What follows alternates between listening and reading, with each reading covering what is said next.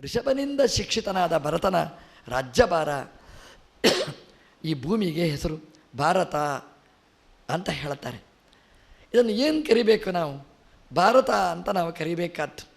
ನಮಗೆ ತಪ್ಪಿ ಹೋಗಿಯೂ ನಮ್ಮ ಬಾಯಲ್ಲಿ ಭಾರತ ಅಂತ ಬರುವುದಿಲ್ಲ. ಇಂಡಿಯಾ ಅಂತ ಬಾಯಿ ತುಂಬ ನಾವು ಹೇಳ್ತೇವೆ. ಎಷ್ಟೊಂದು ಅಪರಾಧ.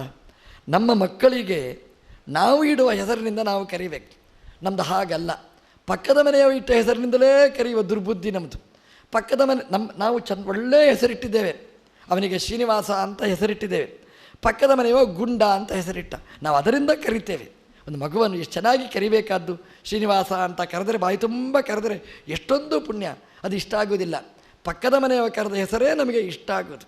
ನಮ್ಮ ದೇಶಕ್ಕೆ ಇಂಡಿಯಾ ಅಂತ ಹೆಸರು ನಮ್ಮ ಹೆಸರಲ್ಲ, ನಾವು ನಾಮಕರಣ ಮಾಡಿದ್ದಲ್ಲ, ಯಾರೋ ಒಬ್ಬರು ನಾಮಕರಣ ಮಾಡಿತ್ತು. ನಾವು ಯಾಕೆ ಅದನ್ನು ಇಂಡಿಯಾ ಅಂತ ಕರೀಬೇಕು?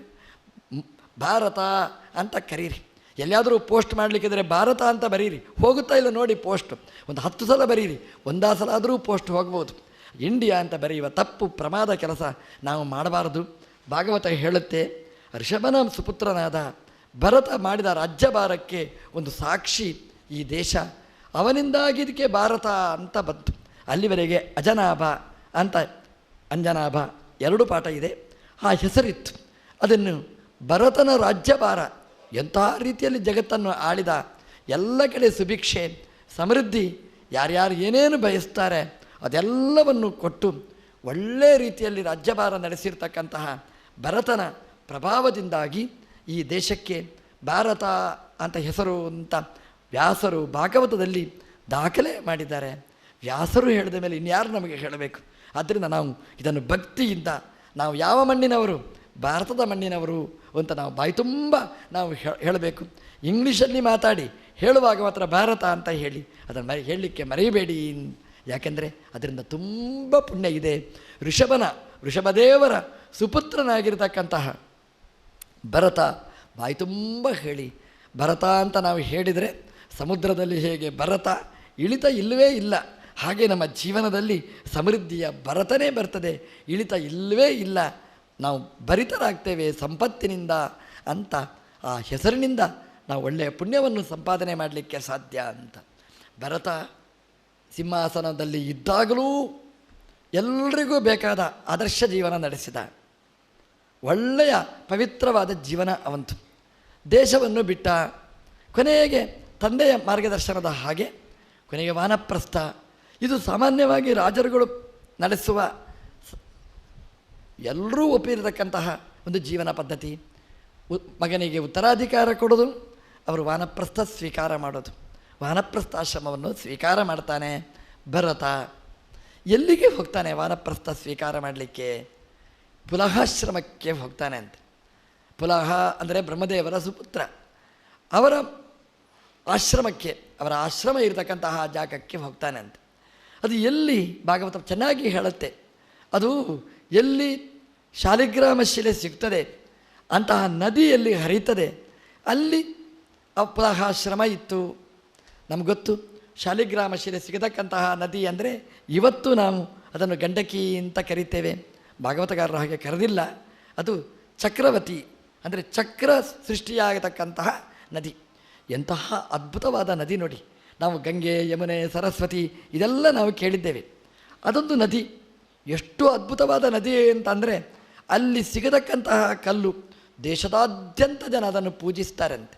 ಆ ಕಲ್ಲು ಅತ್ಯಂತ ನುಣುಪಾಗಿರ್ತಕ್ಕಂತಹ ಕಲ್ಲು. ಅದು ನೀವು ಒಪ್ತೀರಿ, ಯಾಕಂದರೆ ನೀರು ಹರಿಯುತ್ತದೆ, ಹಾಗೆ ನುಣುಪಾಯಿತು, ಮೃದು ಆಯಿತು ಅಂತ. ಅದಕ್ಕಿಂತ ಅದ್ಭುತ ಅಂತಂದರೆ ಅದರ ಒಳಗೆ ಚಕ್ರ.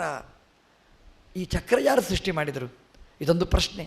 ಶಾಲಿಗ್ರಾಮ ಇಡೀ ಇರ್ತದೆ, ಅದರ ಒಳಗೆ ನಾವು ನೋಡಿದರೆ ಅಲ್ಲಿ ಚಕ್ರ, ಅದರಲ್ಲಿ ಅರಗಳು, ಅದರಲ್ಲಿ ಮೇರು. ಒಬ್ಬ ಪೈಂಟರಿಗೆ ಪೈಂಟಿಂಗ್ ಮಾಡಲಿಕ್ಕೆ ಸಾಧ್ಯ ಇಲ್ಲ, ಅಷ್ಟು ಅದ್ಭುತವಾಗಿರ್ತಕ್ಕಂತಹ ಶಿಲೆ ಸಿಗತಕ್ಕಂಥದ್ದು. ಶಿಲೆ ಅಲ್ಲ, ಸಾಕ್ಷಾತ್ ಭಗವಂತ ಸನ್ನಿಧಾನ. ಅಲ್ಲಿ ದೇವರನ್ನು ಆವಾಹನೆ ಮಾಡುವುದು ಬೇಡ. ಎಲ್ಲಿಯಾದರೂ ಒಂದು ಪ್ರತಿಮೆ ಒಬ್ಬ ಶಿಲ್ಪಿ ಮಾಡಿಕೊಟ್ರೆ ಅದಕ್ಕೆ ಆವಾಹನೆ ಭಾರೀ ಕ್ರಮಗಳೆಲ್ಲ ಇವೆ. ಶಾಲಿಗ್ರಾಮ ಅದನ್ನೆಲ್ಲ ಮೀರಿ ನಿಂತದ್ದು, ದೇವ ಸೃಷ್ಟಿ ಅದು. ಅದರಲ್ಲಿ ಭಗವಂತ ಸ್ವಯಂ ವ್ಯಕ್ತನಾಗಿರ್ತಾನೆ, ದೇವರು ಇರ್ತಕ್ಕಂಥದ್ದು. ಎಷ್ಟು ಅದ್ಭುತವಾದ ಶಿಲೆ ಅಂತಂದರೆ 1 ಸುದರ್ಶನ, 2 ಸುದರ್ಶನ, 3 ಸುದರ್ಶನ, ಎಷ್ಟು 19 ಸುದರ್ಶನ, 21 ಸುದರ್ಶನ, 26 ಸುದರ್ಶನ, ಎಷ್ಟು ಎಷ್ಟು ಎಷ್ಟು 100 ಸುದರ್ಶನದ ಶಾಲಿಗ್ರಾಮಗಳು ಇವೆ. ಯಾರು ಮಾಡಿದರು? ಇದೊಂದು ಪ್ರಶ್ನೆ. ದೇವರೇ ಹೊರತು ಇನ್ನೊಬ್ಬರು ಮಾಡಲಿಕ್ಕೆ ಸಾಧ್ಯ ಇಲ್ಲದೆ ಇರತಕ್ಕಂಥದ್ದು. ಯಾರೋ ಒಬ್ಬರು ಹೇಳಿದರು ಅದು 2 ತುಂಡಿತ್ತಂತೆ, ಅದರಲ್ಲಿ ಇಲ್ಲೊಂದು ಪೀಸ್ ಆಯಿತು, ಇದೊಂದು ಪೀಸ್ ಆಯ್ತಂತೆ, ಅದು ನದಿಯಲ್ಲಿ ಹತ್ತಿರ ಬಂದು ಒಟ್ಟಾಯ್ತಂತೆ. ನೀವು ಒಟ್ಟು ಮಾಡಿ ತುಂಡಾದ ಶಾಲಿಗ್ರಾಮ ಸಾಧ್ಯನೇ ಇಲ್ಲ. ಒಟ್ಟು ಮಾಡುವುದು ಒಂದು ಕಲೆನೇ. ಅದು ಭಗವಂತನ ಅದ್ಭುತ ಸಾಮರ್ಥ್ಯ. ಬ್ರಹ್ಮದೇವರು ಕ್ರಿಮಿಯಾಗಿ ಅದರ ಒಳಗೆ ಪ್ರವೇಶ ಮಾಡಿ ವಜ್ರದಿಂದ ಅದನ್ನು ಬರೆದರು. ಭಗವಂತ ಅದನ್ನು ನಿರ್ಮಾಣ ಮಾಡಿದ ಅಂತ ದೇವರ ಸೃಷ್ಟಿಗೆ ಒಂದು ಒಳ್ಳೆಯ ಉದಾಹರಣೆ. ನಾವು ಮನೆಯಲ್ಲಿ ತಗೊಳ್ಳುವ ತೀರ್ಥ ಅದನ್ನು ಸ್ವೀಕಾರ ಮಾಡಬೇಕಾದರೆ ಶಾಲಿಗ್ರಾಮ ಇರಬೇಕು. ಶಾಲಿಗ್ರಾಮ ಇಲ್ಲದಿದ್ದರೆ ತೀರ್ಥನೇ ಆಗುವುದಿಲ್ಲ. ಅಂತಹ ಶಾಲಿಗ್ರಾಮದ ಉದ್ಭವದ ನದಿ ಹರಿಯುವ ಜಾಗದಲ್ಲಿ, 2 ಕಡೆಯಿಂದ ನದಿ ಹರಿತಕ್ಕಂತಹ ಜಾಗದಲ್ಲಿ, ಪುಲಹಾಶ್ರಮದಲ್ಲಿ ತನ್ನ ತಪಸ್ಸಿನ ತಾಣವನ್ನಾಗಿ, ವಾನಪ್ರಸ್ಥಾಶ್ರಮದ ತಪೋಭೂಮಿಯನ್ನಾಗಿ ಭರತ ಸ್ವೀಕಾರ ಮಾಡ್ತಾನೆ. ಅವನದು ದಿನಚರ್ಯ ಏನು?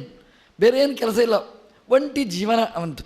ಒಂಟಿ ಅಲ್ಲ, ಭಗವಂತ ಇದ್ದಾನೆ, ತತ್ವಾಭಿಮಾನಿ ದೇವತೆಗಳ ಅನುಸಂಧಾನ. ಹಾಗಾಗಿ ದೇವತೆಗಳ ಜೊತೆಗೆ, ಋಷಿಮುನಿಗಳ ಜೊತೆಗೆ ಒಂದು ರೀತಿಯಲ್ಲಿ ಸತ್ಸಂಗದ ಒಂದು ಒಳ್ಳೆಯ ಪವಿತ್ರವಾದಂತಹ ಜೀವನ. ಈ ಅನುಭೂತಿ ಬರಬೇಕಾದರೆ ನಾಗರಿಕ ಜೀವನದಲ್ಲಿ ಆಗುವುದಿಲ್ಲ. ಇಂತಹ ಏಕಾಂತ ಜೀವನದಲ್ಲಿ ಇದನ್ನೆಲ್ಲ ನಾವು ಅನುಭವಿಸಲಿಕ್ಕೆ ಸಾಧ್ಯ. ಅಂತಹ ಪುಲಹಾಶ್ರಮಕ್ಕೆ ಬರ್ತಾನೆ. ಅವನು ನದಿಯಲ್ಲಿ ಸ್ನಾನ ಮಾಡೋದು, ಚಿಕ್ಕಂದಿನಿಂದ ತಂದೆಯಿಂದ ಕಲಿತ ವಿದ್ಯೆ ಯೋಗ, ಅದರಿಂದ ಮನಸ್ಸನ್ನು ಭಗವಂತನಲ್ಲಿ ಇಟ್ಟು ಒಳ್ಳೆಯ ತಪಸ್ವಿ ಜೀವನವನ್ನು ನಡೆಸ್ತಾನೆ.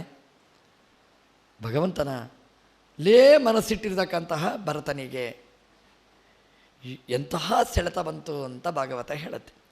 ತುಂಬ ಏಕಾಂತವಾದ ಜಾಗ, ಇಡೀ ಪ್ರಪಂಚವನ್ನೇ ತೊರೆದು ಹೋದವ, ಏನು ಬೇಡ ಅಂತ. ಆಶ್ಚರ್ಯ ಅಂತಂದರೆ ಅಲ್ಲಿಯೂ ಭಗವಂತ ಒಂದು ಸಂಬಂಧವನ್ನು ಇಟ್ಟ. ಒಂದು ಜಿಂಕೆ ಮರಿ ಗಂಟು ಬಿತ್ತು ಅಂತ ಹೇಳುತ್ತೆ. ಸ್ನಾನ ಮಾಡಿ, ಅಗಮರ್ಶನ ಸ್ನಾನ ಮಾಡಿ, ಬೊಗಸು ತುಂಬ ನೀರು ಹಿಡ್ಕೊಂಡು ಅರ್ಘ್ಯ ಪ್ರದಾನ ಮಾಡಿದರೆ ಅವನ ಬೊಗಸೆಯಲ್ಲಿ ನೀರಿನಲ್ಲಿ ಒಂದು ಜಿಂಕೆ ಮರಿ ಸಿಕ್ಕಿತು ಅಂತ ಹೇಳ್ತದೆ. ನೀವು ಪ್ರಯತ್ನ ಪಟ್ಟರೂ ಜಿಂಕೆ ಮರಿ ಸಿಗುವುದಿಲ್ಲ, ಪ್ರಯತ್ನ ಪಡೆದನೇ ಜಿಂಕೆ ಮರಿ ಸಿಕ್ಕಿತು. ಭಾಗವತಕ್ಕೆ ಆ ಜಿಂಕೆ ಅಂದರೆ ಎಷ್ಟು ಪ್ರೀತಿಯೋ ಗೊತ್ತಿಲ್ಲ. ಸಾಧಕರ ಹತ್ತಿರನೇ ಜಿಂಕೆ ಬರಲಿಕ್ಕೆ ಪ್ರಾರಂಭ ಆಯಿತು. ತಾಯಿಯನ್ನು ಕಳಕೊಂಡ ತಬ್ಬಲಿಯಾಗಿರ್ತಕ್ಕಂತಹ ಜಿಂಕೆ, ತಾಯಿ ಅದು ಪ್ರಾಣ ಬಿಟ್ಟಿತು. ಪ್ರಸವ ಪ್ರಾಣತ್ಯಾಗ ಎರಡೂ ಏಕಕಾಲದಲ್ಲಿ. ಅದು ಸಿಂಹದ ಗರ್ಜನೆ, ಹುಲಿಯ ಗರ್ಜನೆ, ಅದಕ್ಕೆ ಬೆಚ್ಚಿ ಬಿದ್ದು ಪ್ರಸವ ಆಗಿ ಆ ಮಗು ಮಾತ್ರ ಸುರಕ್ಷಿತವಾಗಿ ಭರತನ ಕೈಯನ್ನು ಸೇರಿತು. ನೋಡಿ, ಒಂದು ಪ್ರಾಣಿಗೆ ಬದುಕಬೇಕು ಅಂತಿದ್ದರೆ ಭಗವಂತ ಅದಕ್ಕೆ ಆಯುಷ್ಯ ಕೊಟ್ಟಿದ್ದರೆ ಹೇಗೆ ರಕ್ಷಣೆ ಮಾಡ್ತಾನೆ ಅನ್ನೋದಕ್ಕೆ ಈ ಜಿಂಕೆ ಒಂದು ಉದಾಹರಣೆ. ನೋಡಿ, ತಾಯಿ ಸತ್ವಾಯಿತು ಹುಲಿಯ ಗರ್ಜನೆ ಕೇಳಿ, ಅದರ ಜೊತೆಗೆ ಮಗು ಸಾಯಬೇಕಿತ್ತು. ಮಗು ಉಳೀತು, ತಾಯಿ ಮಾತ್ರ ಸಾಯಿತು. ಎಂಥ ಆಕ್ಸಿಡೆಂಟ್ ನೋಡಿ, ಮಗು ಸತ್ತಿರಬೇಕು, ತಾಯಿಯೂ ಸಾಯಿರಬೇಕಿತ್ತು. ಮಗು ಉಳೀತು, ತಾಯಿ ಸತ್ವಾಯಿತು. ಮಗುವನ್ನು ಭರತ ಪ್ರೀತಿಯಿಂದ ತಂದ, ಅದನ್ನು ರಕ್ಷಣೆ ಮಾಡಲಿಕ್ಕೆ ಶುರು ಮಾಡಿದ. ತಬ್ಬಲಿಯಾಗಿರ್ತಕ್ಕಂತಹ ಪ್ರಾಣಿ ಇದು. ಸಾಮಾನ್ಯವಾದ ಮಗು ನೀರಿಗೆ ಬಿತ್ತು ಅಂತ ಇಟ್ಟುಕೊಳ್ಳಿ, ತಾಯಿ ಪ್ರಸವ ಮಾಡಿದ್ಲು, ಮಗು ಬಿತ್ತು ನೀರಿಗೆ ಸತ್ತೇ ಹೋಗ್ತಿತ್ತು. ಈ ಪ್ರಾಣಿಗಳಿಗೆ ಒಂದು ಭಗವಂತ ಕೊಟ್ಟ ಒಂದು ಕಲೆ, ನೀರಲ್ಲಿಯೂ ಈಜಾಡಬಹುದು ಅಂತ. ಈ ಮನುಷ್ಯ ಇದನ್ನು ನೋಡಿ, ಎಲ್ರಿಗೂ ಭಾರ, ನೀರಿಗೂ ಭಾರ, ಅಲ್ಲಿ ಬಿದ್ದರೆ ಮುಳುಗಿಯೇ ಹೋಗ್ತಾನೆ. ಮತ್ತು ಕಲಿಬೇಕಾದ್ದು ಸಹಜವಾದ ವಿದ್ಯೆ ಅಲ್ಲ. ಪ್ರಾಣಿಗಳಿಗೆ ಕೈ ಇಲ್ಲ, ಏನೂ ಇಲ್ಲ, ಆದರೆ ಈಜುವುದು ಸಹಜವಾದ ಕಲೆ ಅವುಗಳಿಗೆ. ಯಾರೂ ಟ್ರೈನಿಂಗ್ ಕೊಡದೆ ಹೋದರೂ ಅವುಗಳಿಗೆ ಗೊತ್ತು. ಆ ಜಿಂಕೆ ಈಜಾಡಿಕೊಂಡು ಭರತನ ಹತ್ರ ಬಂತು. ಭರತ ಅದನ್ನು ರಕ್ಷಣೆ ಮಾಡಿದ. ತನ್ನ ಮಕ್ಕಳು, ಮೊಮ್ಮಕ್ಕಳು ಎಲ್ಲವನ್ನೂ ಪರಿತ್ಯಾಗ ಮಾಡಿದ. ಬೇಡ ಅಂತ ವಿರಕ್ತನಾಗಿ ಬಂದ. ಆದರೆ ಯಾರ್ದೋ ಒಂದು ಮಗು ಗಂಟು ಬಿತ್ತು. ಇದು ಪ್ರಾರಬ್ಧ ಅಂತ ಭಾಗವತ ಹೇಳುತ್ತೆ. ಅದನ್ನು ಅನುಭವಿಸುವ ಯೋಗ ಇದ್ದರೆ ಯಾರೂ ತಪ್ಪಿಸಲಿಕ್ಕೆ ಸಾಧ್ಯ ಇಲ್ಲ. ಒಂದು ಜಿಂಕೆ ಮರಿ ಬಂತು. ಎಷ್ಟೊಂದು ಅಟ್ಯಾಚ್ಮೆಂಟ್ ಬಂತು ಅಂದರೆ, ಜಿಂಕೆ ಮರಿ ಯಾವುದೋ ಏನೋ ಕಾಡಲ್ಲಿ ಬಿಡ್ಬೋದಿತ್ತು. ಇವತ್ತಿನ ಕಾನೂನಿನ ಪ್ರಕಾರ ಆದರೆ ಕಾಡಿಗೆ ಬಿಡಬೇಕು ಅಂತಿದೆ. ಅವನನ್ನೇ ಅದು ಕಾಡಿತು. ಅದರ ಜೊತೆಗೇ ಸಹವಾಸ ಮಾಡಿದ. ಒಂದಿನ ತಪ್ಪಿ ಮಲಗುವಾಗ, ಪೂಜೆ ಮಾಡುವಾಗ, ಊಟ ಮಾಡುವಾಗ ಜಿಂಕೆದ್ದೇ ಚಿಂತೆ. ದೇವರ ಆಲೋಚನೆಗೆ ಹೋಗಿರತಕ್ಕಂತಹ ಭರತನಿಗೆ ಜಿಂಕೆ ಗಂಟು ಬಿತ್ತು. ಜಿಂಕೆ ತಪ್ಪಿ ಹೋಯಿತು. ಅದರದ್ದೇ ಚಿಂತೆಯಲ್ಲಿ ಹಸು ನೀಗಿದ. ಭಾಗವತ ಹೇಳಿತು, ಭರತ ಪ್ರಾಣತ್ಯಾಗ ಮಾಡಿದ, ಜಿಂಕೆಯಾಗಿ ಮತ್ತೆ ಹುಟ್ಟಿದ. ಚಕ್ರಾ ನದಿ ತೀರದಲ್ಲೇ ಹುಟ್ಟಿದ ಜಿಂಕೆಯಾಗಿ ಹುಟ್ಟಿದ ಅಂತ. ಇದು ಭಾಗವತ ನಮಗೆ ಕೊಟ್ಟ ಎಚ್ಚರ.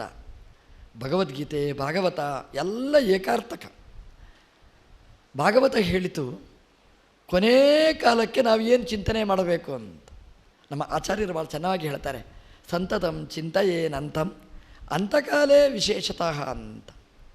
ಕೊನೇ ಕಾಲಕ್ಕೆ ನಾವು ಭಗವಂತನ ಚಿಂತನೆ ಮಾಡಬೇಕಂತೆ.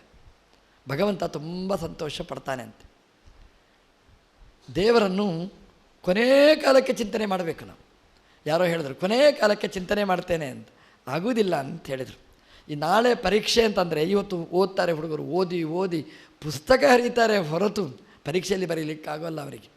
ವರ್ಷ ಇಡೀ ಓದಿದವ ಚೆನ್ನಾಗಿ ಬರೀತಾನೆ ಅಂತ. ಅಂದರೆ ಕೊನೆಯ ಪರೀಕ್ಷೆಯಲ್ಲಿ ಬರೀಬೇಕಾದ್ರೆ ವರ್ಷ ಇಡೀ ಓದಬೇಕು. ನಮ್ಮ ಜೀವನದ ಪರೀಕ್ಷೆ ಕೊನೆಯ ಉಸಿರು ಬಿಡುವಾಗ ಪರೀಕ್ಷೆ ಅಂತೆ. ಆ ಪರೀಕ್ಷೆಯಲ್ಲಿ ನಾವು ಪಾಸಾಗಬೇಕಂತೆ. ಅದಕ್ಕೆ ಜೀವನ ಇಡೀ ಪ್ರಯತ್ನ ಪಡಬೇಕಂತೆ. ಸಂತತಂ ಚಿಂತೆಯ ಅಂತ ಆಚಾರ್ಯರು ಹೇಳ್ತಾರೆ. ಅಂದರೆ ಕೊನೆ ಗಳಿಗೆಯಲ್ಲಿ ಭಗವಂತ ಪರೀಕ್ಷೆ ಮಾಡ್ತಾನೆ ಅಂತ. ಪ್ರಾಣ ಬಿಡುವಾಗ ಏನು ಆಲೋಚನೆ ಮಾಡ್ತಾನೆ, ಇದು ಭಗವಂತನ ಟೆಸ್ಟ್. ನೀವು ಈಗಲೇ ಆಲೋಚನೆ ಮಾಡಿ. ಸಾಯುವ ಕಾಲಕ್ಕೆ ಏನು ಆಲೋಚನೆ ಮಾಡಬೇಕು ಅಂತ. ಸಾಯುವ ಕಾಲಕ್ಕೆ ಏನೇನೋ ಆಲೋಚನೆ ಮಾಡಿ ಪ್ರಾಣ ಬಿಡ್ತೇವೆ. ದೇವರು ಮಾರ್ಕ್ ಹಾಕುವುದು ಕೊನೆ ಗಳಿಗೆಯಲ್ಲಿ. ಹೇಗೆ ಶಾಲೆಯಲ್ಲಿ ಆ್ಯನ್ಯುವಲ್ ಎಕ್ಸಾಮ್ ಮುಂತಿದೆ, ಅಲ್ಲಿಯ ಮಾರ್ಕ್ ಅದು ಲೆಕ್ಕಕ್ಕೆ ಬರೋದು. ಮಂತ್ಲಿ ಟೆಸ್ಟ್ ಅದೆಲ್ಲ ಸಾಮಾನ್ಯ ಅಷ್ಟೇ. ಕೊನೆಯ ಪರೀಕ್ಷೆ ಮುಖ್ಯ. ನಮ್ಮ ಪರೀಕ್ಷೆ ಕೊನೆಯ ಪರೀಕ್ಷೆ ಅಂತಂದರೆ ಉಸಿರು ಪರಿಹಾರ ಆಗುವಾಗ ಪರೀಕ್ಷೆ. ದೇವರು ಎಲ್ಲ ಭೋಗ ವಸ್ತುಗಳನ್ನೆಲ್ಲ ಮುಂದೆ ಇಡ್ತಾನೆ ಅಂತ. ನಾವು ಏನು ಬಯಸ್ತೇವೆ ಅಂತ ಅದು ಮುಖ್ಯವಾಗಿ ಬೇಕಾದ್ದು. ನಾವು ಏನು ಬಯಸ್ತೇವೆ ನೋಡಿ. ಈ ಪಾಶಿ ಶಿಕ್ಷೆ ಅನೌನ್ಸ್ಮೆಂಟ್ ಮಾಡಿರ್ತಾರೆ. ಅವನಿಗೆ ಗೊತ್ತಿದೆ, ಪಾಶಿ ಶಿಕ್ಷೆ ಕೊಡ್ತಾರೆ, ಗಲ್ಲಿಗೆ ಏರಿಸ್ತಾರೆ, ಸಾಯುವುದು ಗ್ಯಾರಂಟಿ ಅವನಿಗೆ. ಅವನ ಹತ್ರ ಕೇಳ್ತಾರಂತೆ, ಕೊನೇ ಗಳಿಗೆಯಲ್ಲಿ ಕೇಳ್ತಾರಂತೆ, ನೀನು ಸಾಯ್ತಿ, ನಿನಗೆ ಗಲ್ಲಿಗೆ ಏರಿಸ್ತೇವೆ, ನಿನಗೇನು ಬೇಕು ಅಂತ. ಏನಾದರೂ ಕೇಳ್ಬೋದು ನೋಡಿ, ದೇವರ ಬಗ್ಗೆ ಹೇಳಿ, ಏನಾದರೂ ಒಳ್ಳೆಯ ವಿಷಯ ಕೇಳ್ಬೋದು ನೋಡಿ. ಅವನು ಏನು ಹೇಳ್ತಾನೆ ಗೊತ್ತಾ, ಪೇಪರ್ಲಿ ಒಂದು ಸಲ ಬಂದಿತ್ತು, ಆ ಗಲ್ಲಿಗೆ ಏರಿಸುವವನ ಹತ್ರ ಕೇಳಿದ್ರಂತೆ ಏನು ಬೇಕು ಅಂತ. ಅವಾಗ ಕೇಳಿದಂತೆ, ಒಂದು ಕಪ್ಪು ಕಾಪಿ ಕೊಡಿ ಅಂತ. ಕೊನೇ ಕಾಲಕ್ಕೂ ಕಪ್ಪು ಕಾಪಿಯ ಕಥೆ ಆಯಿತು ಅವನಿಗೆ ಹೊರತು ಜೀವನವೇ ಹಾಗಾಯಿತು ನೋಡಿ. ಜೀವನದಲ್ಲಿ ಕಪ್ಪು ಕೆಲಸನೇ ಮಾಡಿತ್ತು, ಕೊನೆಗೆ ಕೇಳಿದ್ದೇ ಅಷ್ಟು. ನಮ್ಮದು ಜೀವನ ಕೊನೆಯ ಗಳಿಗೆಯಲ್ಲಿ ನಾವು ಚಿಂತನೆ ಮಾಡಬೇಕಾದ್ದು ಏನು? ಭಗವಂತನ ಚಿಂತನೆ ಮಾಡಿ. ಯಾಕೆ ಭಾಗವತ ಹೇಳಿತು, ಕೊನೇ ಗಳಿಗೆಯಲ್ಲಿ ನಾವು ಏನು ಚಿಂತನೆ ಮಾಡ್ತೇವೆ ಭಗವಂತ ಅದನ್ನು ಓಕೆ ಅಂತ ಮಾಡಿರ್ತಾನೆ ಅಂತ. ಕೊನೆಯ ಕ್ಷಣದಲ್ಲಿ ನಾವು ಏನು ಆಲೋಚನೆ ಮಾಡ್ತೇವೆ ಭಗವಂತ ಅದಕ್ಕೆ ಒಪ್ಪಿಗೆ ಕೊಡ್ತಾನೆ ಅಂತೆ. ನೋಡಿ, ಧ್ರುವ 5 ತಿಂಗಳಲ್ಲಿ ಭಗವಂತನನ್ನು ಒಲಿಸಿಕೊಂಡ, ಭಗವಂತ ಪ್ರತ್ಯಕ್ಷನಾದ. ನಮಗೆ ಭಾರೀ ಖುಷಿ, ಕತೆ ಹೇಳಿದ್ದೇ ಹೇಳಿದ್ದು ನೋಡಿ. ಧ್ರುವ 5 ತಿಂಗಳಲ್ಲಿ ದೇವರನ್ನು ಒಲಿಸಿಕೊಂಡ. ನಾನು ಕಾಡಿಗೆ ಹೋಗ್ತೇನೆ, 5 ತಿಂಗಳಲ್ಲಿ ದೇವರ ಸಾಕ್ಷಾತ್ಕಾರ. ದೇವರಾಣೆಗೂ ಆಗಲ್ಲ. ಧ್ರುವನಿಗೆ ಆಯಿತು. ಯಾಕಾಯಿತು ಅಂದರೆ ಅವನಿಗೆ 5 ತಿಂಗಳ ಸಾಧನೆ ಬಾಕಿ ಉಳಿದಿತ್ತಂತೆ.